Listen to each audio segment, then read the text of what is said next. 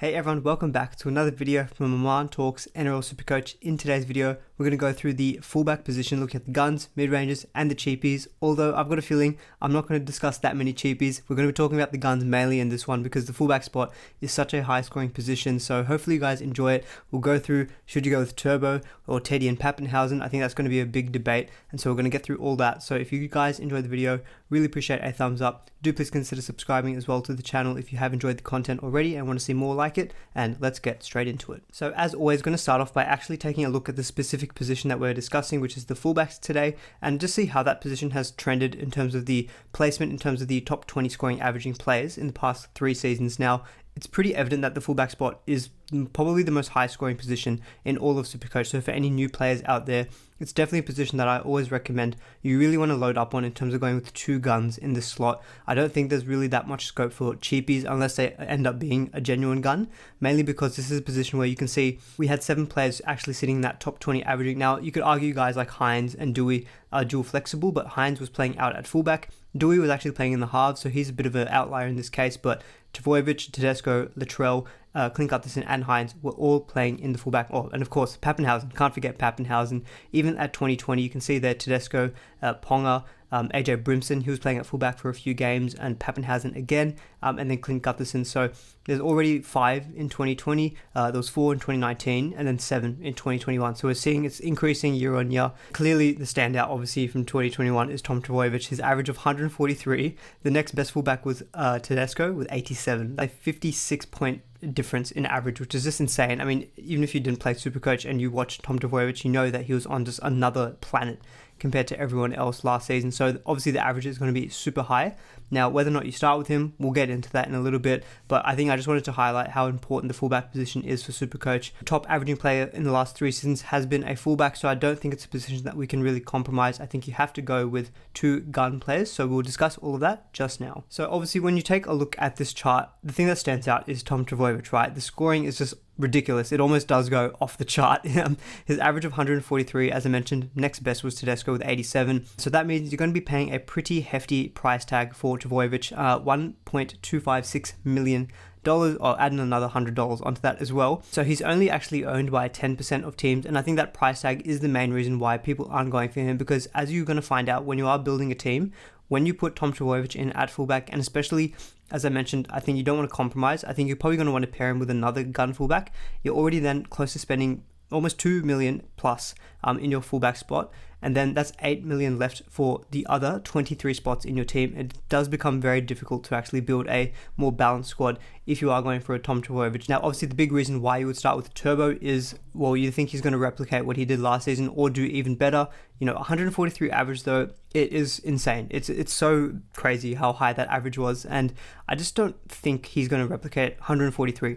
I'm certainly not predicting a big regression from Turbo. I think he could very easily average 130 comfortably again, but even at 130 average, he's still not justifying that price tag. I mean, the big question is obviously if you captain him, those 130 points will double, but I just think it's a combination of Turbo plus whoever you're sacrificing versus 2 other cheaper gun players. I think that's where you really have to kind of make that distinction. And so I probably personally am not going to start with Turbo, but I don't think it's such an easy decision. We're going to get into some other slides as well. We're going to do a bit of a comparison of Turbo with Tedesco and Pappenhausen, because I do think that those are the 3 fullbacks that have the most discussion points. They are the 3 highest owned fullbacks as well in this list here. Other thing with Turbo is that we're going to see some rule changes where we might not see scoring as high as what we did last season in the NRL. There might just be a little bit less fatigue. So I don't know how much use it is actually look at the stats from last season, because I think everyone just knows how ridiculous the stats are. I mean, they just leap off the chart there.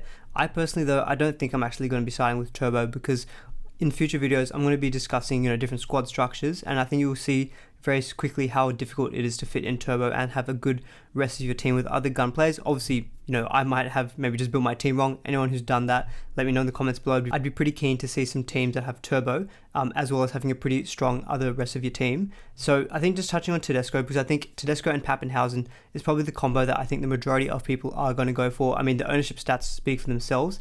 36% for Tedesco and 48% for Pappenhausen. Just thinking about that table that I showed just before, we have previously obviously seen Tedesco be the Supercoach asset to own, and I think that still can be the case this season. Now, the Roosters obviously had quite a few injuries last season, most notably for Luke Keary, and I think with Keary not being in the team, I really think that did hamper Tedesco, because he's definitely, in my opinion, a player I think really benefits of playing with other good players. Turbo seems like that kind of player who can just lift other players around him and lift the whole team. Now, Tedesco obviously can do that. He's an amazing player, but I think he really does benefit when he's got other good players around him.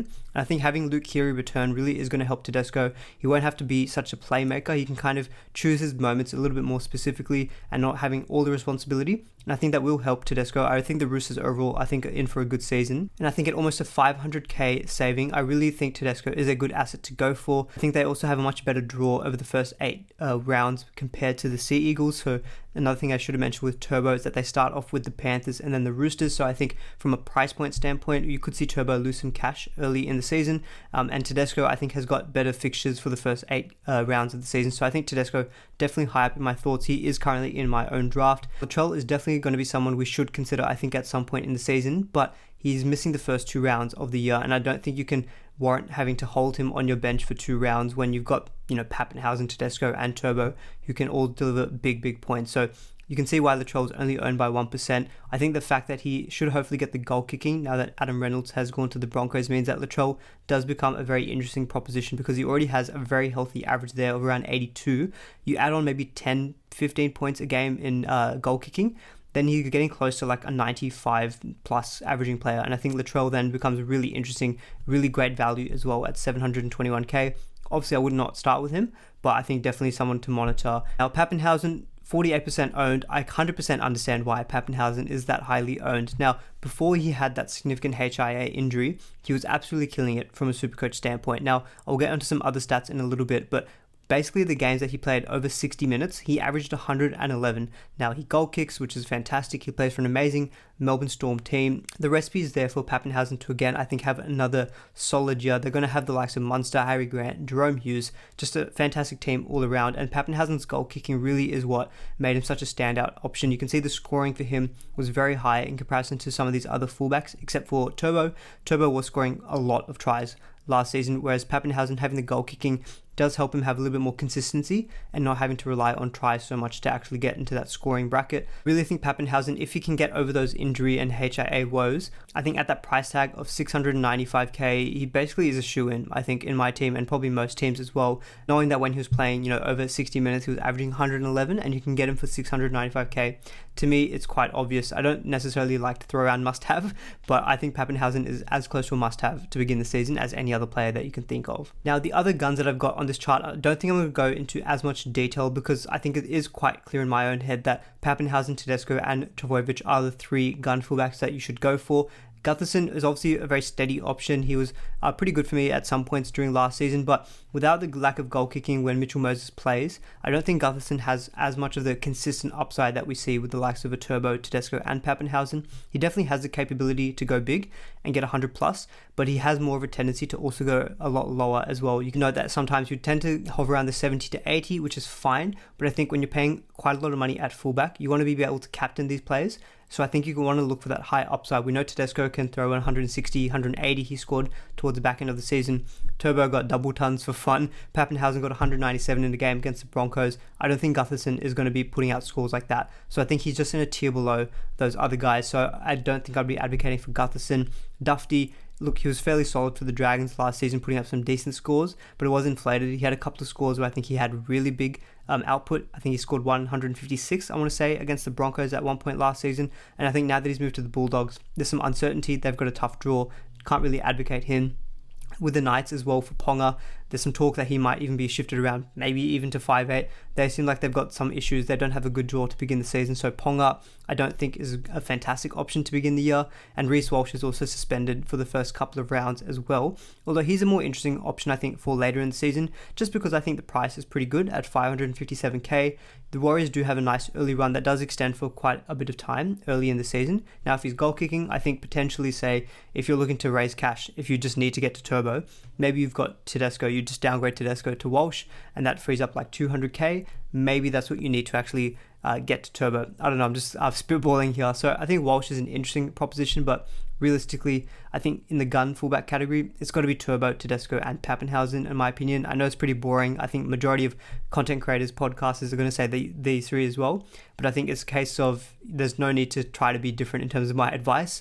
I think these are the three standout fullbacks to go for. And I personally would advocate for a Tedesco and Pappenhausen combination, just because for only like 150k extra for those two combined players, you have to pay just for Turbo. And I think the sacrifices you have to make elsewhere in your team, I think personally I would go for Tedesco and Pappenhausen, and I'll get into a few slides a little bit later as to why that is. So I'll take a quick look as well at some mid-range and cheap options as well at fullback, but realistically, honestly, I don't think I'd be going for any of these, to be honest, because I do think you need two gun fullbacks to begin the season. Dane Laurie was a pretty steady option for us last season. The benefit with Laurie was that he was available in the centre wing last season, but you can only get him at fullback this year. West Tigers don't have the best start to the season in terms of fixtures, so I can't really advocate Laurie. Dylan Edwards, he's always steady, I think because he's got that good base, you can see, of 31 per game, but again, I don't think I could go for Dylan Edwards.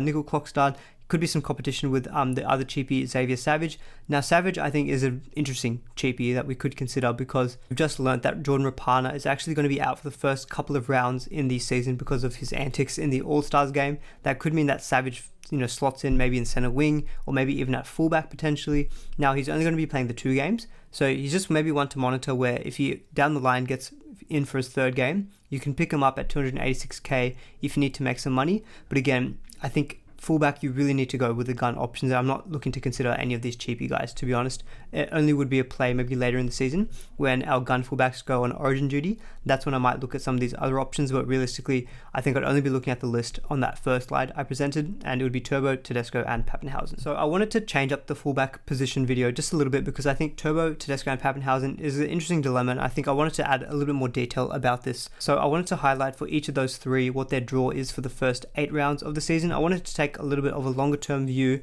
and what's interesting to note is that none of them have the best 3 games to begin the year. So Manly have Panthers, Roosters, and then Bulldogs. Panthers and Roosters is tough, but the Bulldogs is great. The Roosters have the Knights, which is good, but then they've got the Sea Eagles and then the Rabbitohs. So they've only got one good game there in the Knights. Then Pappenhausen and the Storm have got the Tigers.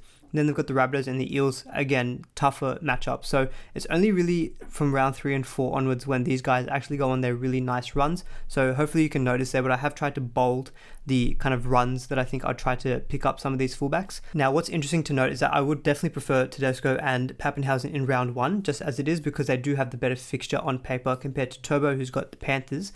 Just the fact that they all have an equivalent kind of round 2 just makes me want to sway to keeping a Tedesco and Pappenhausen combination. Now, obviously, from round 3 onwards, for the Manly, Sea Eagles, they've got Bulldogs, Raiders, Knights, Titans, Sharks. You could captain Turbo in any one of those games, but I can make the argument, looking at the Roosters and the Storm, you could captain Tedesco or Pappenhausen in every one of those games as well. Cowboys, Broncos, Warriors, Dragons, and Bulldogs for the Roosters. Bulldogs, Raiders, Sharks, Warriors, and then the Knights for the Storm. So I think they've all got kind of equivalent runs for the first 8 rounds of the season. And what I wanted to highlight in the chart just below me as well, I've got for all 3 of these guys their stats when they all played 60 plus minutes, because Tedesco did have one game against the Dragons where he was injured after about 30 minutes. Tavojevic played over 60 minutes in every game that he started, so none of his scores had changed here. And Pappenhausen's, as I kind of previously touched on, when he played over 60 minutes, he averaged 111. So I think it just shows you that, the difference between Tavojevic and Pappenhausen was 600k, and you're not getting that much of a difference in last season's average. So Pappenhausen for me is basically a lock, I think, to be honest. And I think if you are looking to go with Turbo, I definitely would do a pairing of Turbo and Pappenhausen. I wouldn't do a compromise there. Otherwise, I think going with Tedesco and Pappenhausen, just because I think they've got equivalent runs, and I've just wanted to highlight it in this table below me as well. I just wanted to highlight where you could maybe captain and vice captain them. I think it's really important to discuss the captaincy with guys like Turbo, because if you're paying that much money for him, you really want to be getting your value out of him by captaining him and getting the double points. But the thing is that I think in this run over the first 8 rounds of the season, I think you had the ability to get that value by captaining Tedesco and Pappenhausen in that run. So yeah, I think all the signs for myself, just because of squad structure and also potential price drops for Turbo, just means I think I'm just going to lean with going with Tedesco and Pappenhausen. It allows me to have other gun options in my team. When you're sacrificing 500k to go for Turbo, you're sacrificing almost another gun player. So yeah, I think overall, hopefully I've put an argument as to why I'm leaning towards Tedesco and Pappenhausen as my optimal fullback pairing. But obviously, you can look at Turbo's run there. I mean, round 3, if you've got Turbo, I think that's one thing to note, is that if you've got Turbo from round 1, I think you have to see it through for the long haul. I don't think you can be making a switch, because you have to know that he's got tougher games for the first 2 rounds. You're not going to then say, oh, I want to avoid a price drop. You're not going to sell him before the Bulldogs at home. So I think you really just have to be super confident in Turbo and just hold him for that long extended period of time. Whereas with Tedesco and Pappenhausen, yes, they have good runs, but if Turbo's looking imperious once again, you might just have to make some moves to get back up to Turbo. So for that reason, with maybe flexibility in mind, I think Tedesco and Pappenhausen is my ideal pairing. So that's it, guys. That is my kind of overview of the fullback position. Hopefully you guys found some value out of that. No, I didn't get as much into the cheapies and the mid-ranges. It was more gun talk and mainly Tedesco, Turbo and Pappenhausen talk, but I do think that seems like the kind of hot topic I think a lot of people want to think about, is whether you start with the Turbo. I've kind of given my reasoning as to why I would probably steer away from Turbo, go with Tedesco and Pappenhausen. So if you guys feel differently, I'd be really keen to see your point of view in the comments below. I want to be open-minded. I want to hear different perspectives, so let me know in the comments below. And as always, if you found value out of the video, really appreciate a thumbs up. Do please consider subscribing as well to the channel if you haven't already, and I'll see you all in the next one.